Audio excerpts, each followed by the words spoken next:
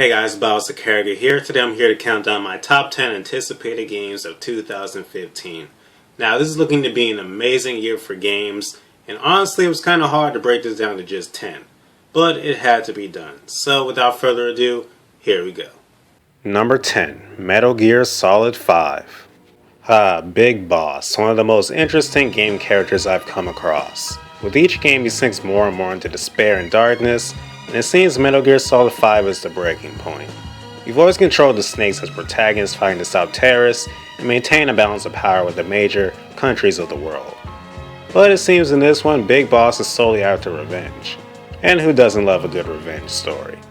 If the game is half as good as the trailers make it out to be, then this is going to be the most ambitious entry in the series hands down. It's a story I can't wait to see the conclusion to. Number 9, JStars Victory vs. Plus.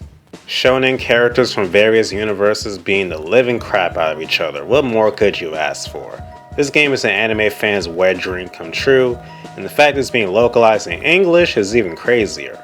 Dragon Ball Z, Naruto, Hunter x Hunter, Rurouni Kenshin, I could go on and on. So many different series are represented here with a crazy amount of characters, and I can't wait to get my hands on each and every single one.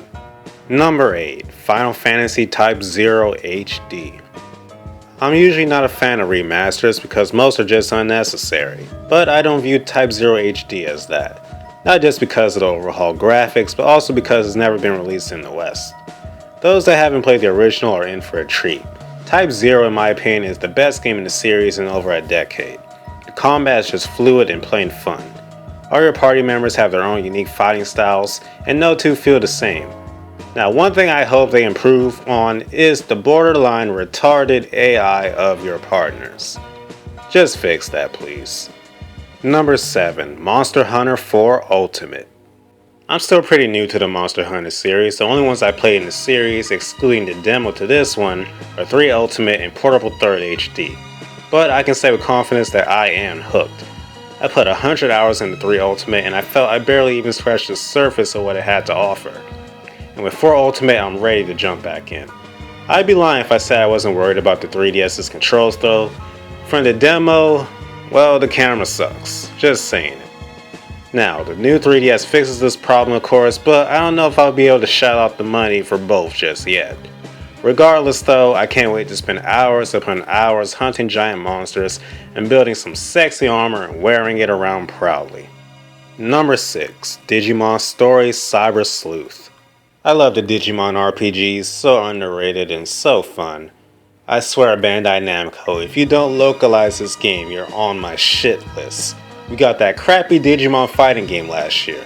There's no reason to not localize this one that actually looks promising. Take elements from Shin Megami Tensei and Pokemon, and I already know that I'm going to sink dozens upon dozens of hours into this game. The last Digimon RPG I played was on the DS and it's been far too long. Number 5, Fire Emblem If. I'm glad I held off a bit on making this video because Nintendo recently dropped this bombshell on us. Fire Emblem is one of my favorite series of all time, and Awakening was a great game. It's great to see the Awakening team back, and I hope they take this entry even further than its predecessor. Even with just a small trailer we've seen, you can see they're tweaking some things like armies in the background during encounters, and a faster transition from the map into battle, and vice versa. It's little things that count sometimes. And I gotta note, I need that song that was playing in the trailer. Sex to my ear holes. Number 4, Xenoblade Chronicles X. This game has the chance to be my RPG of the year. The first Xenoblade Chronicles was one of the best games I've ever had the pleasure of playing. And the devs say they're going even beyond that in terms of world scope and combat this time around. I can hardly even imagine how big this world map is going to be if it outclasses Xenoblade Chronicles' already massive world.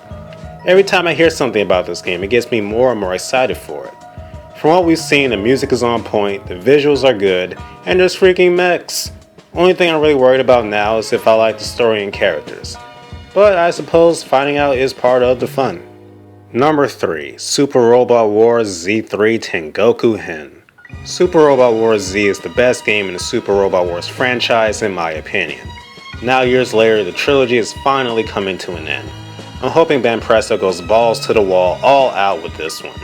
So many questions are left unanswered concerning the Sphere users and Ball, and I'm ready to get those answers finally. Although I'm sad Eureka 7 and Baldios won't be joining the journey for the final battles, it's still an all-star cast that won't disappoint. Number 2, Tales of Zestiria. Ah, the Tales series, a franchise that will always hold a special place in my heart. But truth be told, I've been disappointed with the series in the past few years. Partly because they haven't lived up to my standards, and partly because of Bandai Namco's nickel and diming with DLC. While I somehow doubt that latter will be fixed suddenly, I do have high hopes for this game being better than other recent entries. The ability to fuse with your party members on the fly looks amazing, dragons are playing a major role, and if the anime special is anything to go by, the cast is likable, and the story has great potential. Please don't screw this up, Bandai. Number 1, Persona 5. The Persona games are amazing, especially 3 and 4.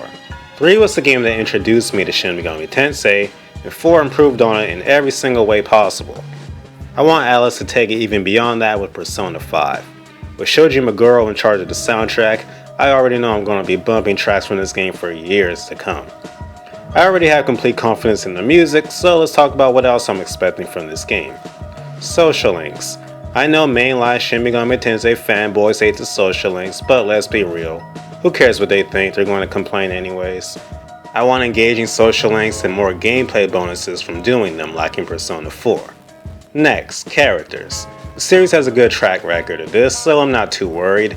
Make them likable, make them dynamic, and make them have a presence in the overarching story. Finally, the dungeons. Persona 4's dungeons were good and memorable, and I like to see the dungeons in this game be even more ambitious in terms of design and concept. Atlas has quite the legacy to live up to, but I have confidence they can pull it off. So there you have it, the 10 games I'm looking forward to the most this year. But I want to hear what games you guys want to play. Leave it in the comments and I'll leave a reply. Thank you guys so much for watching and have a great day.